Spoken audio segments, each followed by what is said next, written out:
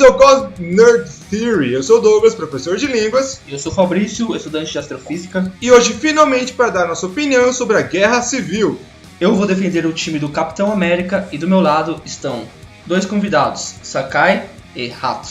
E eu vou defender o time Tony Stark, comigo Leonardo e Felipe, o nosso rapper. E para demonstrar nossas opiniões, faremos um debate entre nós e nossos convidados. Então vamos começar com o time Capitão América. Então galera, começando o nosso debate, eu, Rato, defendendo o time Capitão América, irei falar um pouco sobre liberdade. Como todos vocês sabem, Steve Rogers, antes de se tornar esse grande herói, se juntou ao exército americano após algumas tentativas falhas. E graças ao seu companheirismo e heroísmo, junto de algumas experiências, conseguiu se tornar esse soldado perfeito.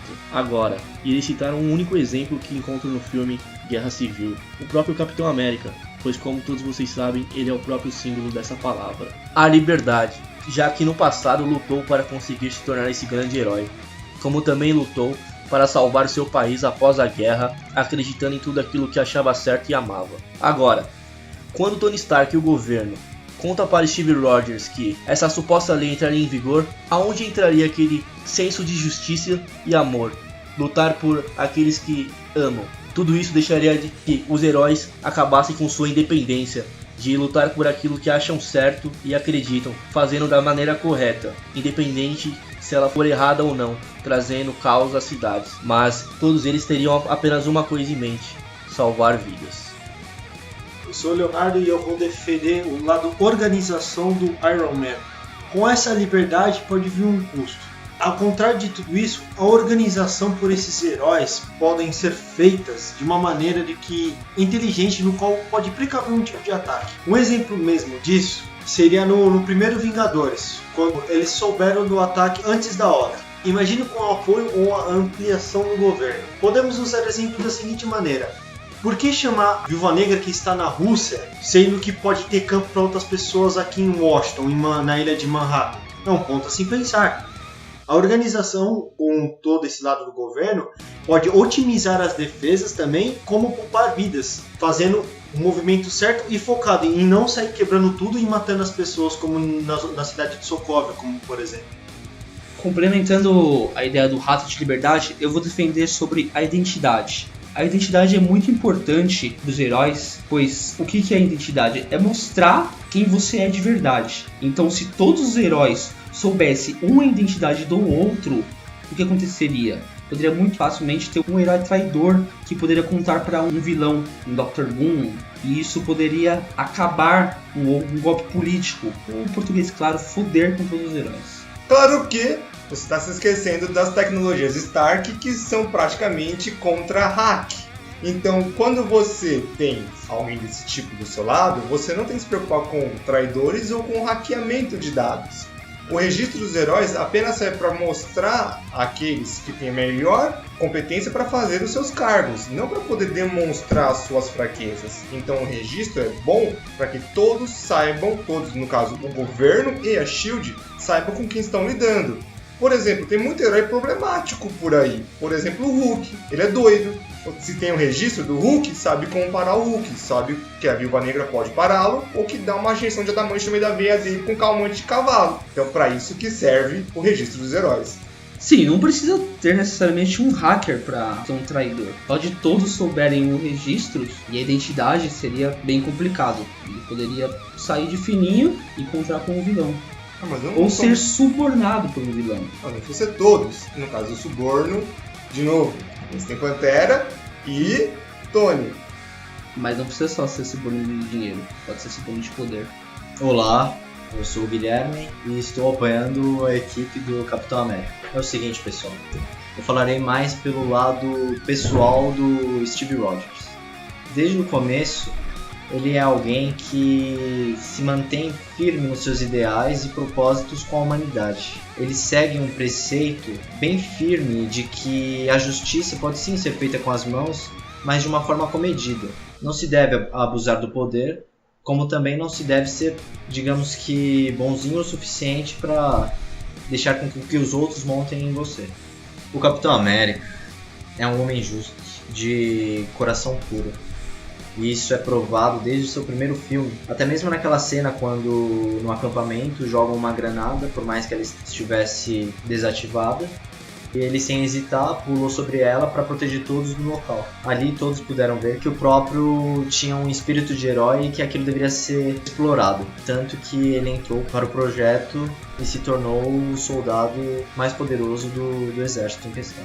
Essas qualidades, unidas ao seu caráter inviolável, o tornam um homem excepcional e sem limites para enfrentar os perigos, disposto a dar a sua vida sem hesitar a qualquer escolha. Ou seja, ele é alguém que não se vende por dinheiro e jamais ficaria ao lado do governo se fosse esse o real motivo deles. Claro que um herói com intenções puras não seria o suficiente. O Capitão América pode ter um coração puro, querer salvar as pessoas, mas se ele tivesse algum tipo de seguro, como se fosse um seguro-desemprego, ou até mesmo se ele recebesse alguma coisa por isso, ele poderia construir uma vida. Vamos dar um exemplo clássico do pobretão Marvel, Homem-Aranha. Se o Homem-Aranha morre em combate, normalmente sem o registro do governo, a tia May e a Mary Jane vai ficar a ver navios. Agora, se tivesse o apoio do governo, o mesmo Homem-Aranha, salvando as mesmas pessoas, fazendo um bom serviço, claro que um serviço organizado e muito bem distribuído pela S.H.I.E.L.D., se caso ele viesse a falecer em combate, a tia May, a Mary Jane, a whatever, conseguiriam ter uma bolsa vitalícia. E caso ele fizesse algum acidente e perdesse os poderes, ele também receberia um dinheiro. Então, nesse caso, ser um herói é bom, mas se você tiver apoio, se você tiver dinheiro, de onde tirar isso tudo. Concordo com você em alguns pontos, mas discordo em outros. Por exemplo, no caso deles receberem uma bolsa caso morram ou aconteça qualquer problema. O Capitão América, desde o começo, poderia ser considerado alguém pobre. Ele não era visado, digamos, que na classe. Entretanto, com um projeto que ele veio a participar, ele se tornou alguém superior. Superior não monetariamente falando, mas sim em seus conceitos. Porque ele conseguiu realizar um sonho que ele tinha de infância, que era o de se tornar um soldado. E com isso ele acabou recebendo seus poderes, assim concluindo tornar-se um herói, algo que ele jamais pensou que alcançaria. Puxando um pouco do gancho que o Douglas falou sobre o apoio do governo aos heróis, do ponto de vista, esse conceito ela vai interferir nas ações dos heróis.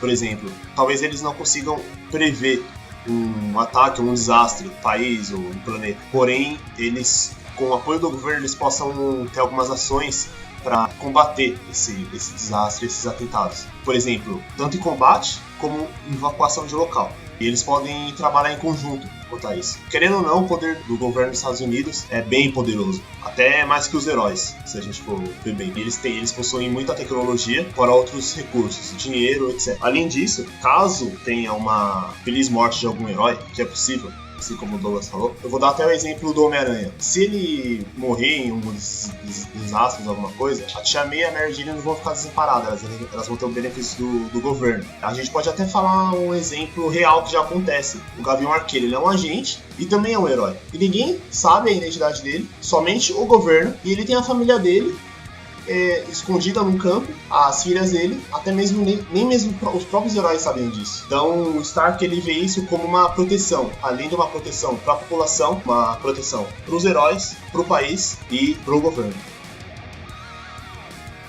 Eu defendo o apoio populacional pelo fato de que quando estourasse a guerra e todos os heróis lutassem entre si, a população ela ficaria com certeza do lado dos heróis. Elas viriam aqueles que salvaram a vida dos seus entes queridos, sendo destruídos ou lutando entre si. Então, o apoio populacional é muito importante. Já a amizade que o Capitão América conseguiu de todos que estão lutando ao lado dele é muito importante também, porque eles não estão lutando por dinheiro ou por nada, eles estão lutando somente pela amizade e pela liberdade de todos. Além do mais, a identidade do herói, sim, ela tem que ser mantida, não precisa revelar isso para o governo, tudo bem. O Gavião Arqueiro, ele é um homem, mas todos os heróis liberar a identidade seria um grande problema e poderia haver um grande golpe político, como eu havia dito. É isso aí, galera, mais um vídeo nosso aqui. Para os nossos próximos vídeos nós teremos mais um rap. E não se esqueçam, curta nosso vídeo, inscreva-se no nosso canal e nos acompanhe nas redes sociais. Eu sou o Fabrício E eu sou o Douglas. e até o próximo Cosmic Nerd Fury!